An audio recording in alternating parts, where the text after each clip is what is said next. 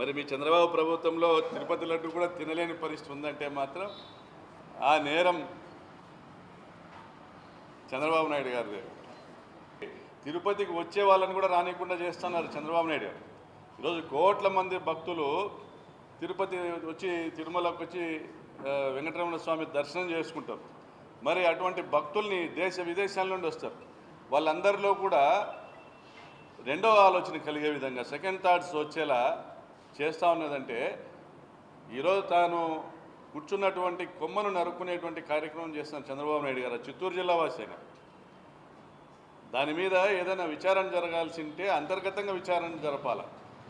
ఒక అధికారి తన ప్రభుత్వంలో జరిగినటువంటి శాంపుల్ రిజెక్షన్ని సంబంధించి దాన్ని తీసుకొచ్చి గత ప్రభుత్వంలోని ముఖ్యమంత్రికి చుట్టేటువంటి కార్యక్రమం కోసం ఉపయోగించుకోవడం.